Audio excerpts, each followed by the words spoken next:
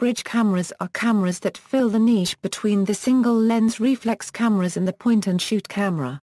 They are often comparable in size and weight to the smallest digital SLRs, and there are also superzoom DSLR-shape bridge camera with retractable lens to make it more compact, but almost all digital bridge cameras lack an optical viewfinder system. In addition, SLRs normally feature interchangeable lenses, while current bridge cameras do not. They are prominent in the prosumer market segment. The phrase has been in use at least since the 1980s, and continues to be used with digital cameras. The term bridge camera was originally used to refer to film cameras which bridged the gap between point-and-shoot cameras and SLRs. Like other cameras, most current bridge cameras are digital. These cameras typically feature full manual controls over shutter speed, aperture, ISO sensitivity, color balance and metering. Generally, their feature sets are similar to consumer DSLRs, except for a smaller range of ISO sensitivity because of their typically smaller image sensor. Many bridge cameras have long zoom lenses which now often start at a super wide-angle focal length of 20 or 22 mm equivalent focal length, so the term bridge camera is often used interchangeably with megazoom, superzoom, or ultrazoom. However, some bridge cameras have only moderate or short zooms, while many compact cameras have superzoom lenses but lack the advanced functions of a bridge camera. With zoom ranges and sales rapidly increasing in the early 21st century, every major camera manufacturer has at least one superzoom in their lineup. Sales of bridge cameras with DSLR-shape and MILC are steady in the overall context of declining camera sales. One fixed but versatile lens. Bridge cameras typically have small image sensors, allowing their lenses also to be smaller than a 35 mm or APS-C SLR lens covering the same zoom range. As a result, very large zoom ranges are feasible with one lens. The typical bridge camera has a telephoto zoom limit of over 400 mm, although some 21st-century cameras reach up to 2000 mm. For this reason, bridge cameras typically fall into the category of superzoom cameras. A typical example is the 24 zoom Nikri D4.6 to 110.4 mm f2.8-5.0 on the Nikon Coolpix P90, which in 35 mm equivalent focal length terms is a 26 to 624 mm. To reduce aberration in a lens with such ambitious specifications, these have quite complex constructions, using multiple aspheric elements and often anomalous dispersion glass. In this example, pincushion and barrel distortion can be corrected in the camera firmware as well. The ability to fit such a wide zoom range in one single small diameter lens makes lens interchangeability for the purposes of focal length redundant for most photographers. Most bridge cameras allow the use of secondary lenses to improve wide-angle, telephoto or macro capabilities. These secondary lenses typically screw onto the front of the primary lens either directly or by use of an adapter tube. Superzooms have typically had a large f-number, especially at the long end. The resulting depth of field prevents the use of shallow field methods, and prevents photography in low light without the use of either flash or a tripod.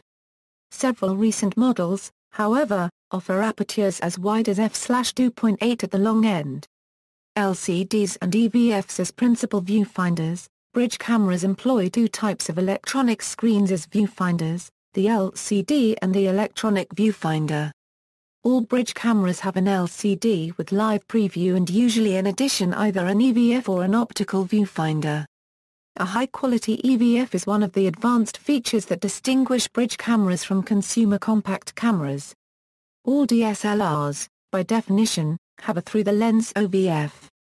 Newer DSLR models typically also allow live view on the LCD screen as an alternative to the OVF, although frequently without autofocus or with very slow autofocus. Mirrorless cameras and DSLRs use LCD or electronic viewfinders. Electronic viewfinder versus DSLR optical viewfinder comparison equals Live preview EVF advantages, the EVF of bridge cameras, and the LCD of bridge cameras and DSLRs in live view mode. Continuously show the image generated by the sensor.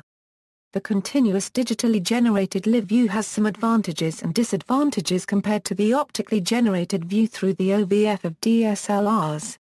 One advantage is that the digital preview is affected by all shooting settings and thus the image is seen as it will be recorded, which the OVF of DSLRs is incapable of showing.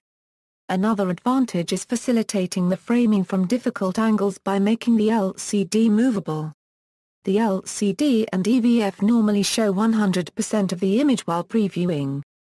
The OVF of professional DSLRs normally shows 100% of the image, but the OVF of consumer DSLRs may show slightly less than 100%. In addition, automatic modes tend to work better. The camera has a view of the full image, rather than the very limited information from an autofocus sensor, and can be much smarter about picking exposure, objects to focus on, and other settings. Finally, EVFs allow the viewfinder to show a range of information beyond the photo being taken. In particular, they allow for accurate image review, particularly in bright sunlight when the image will be washed out on a DSLR LCD.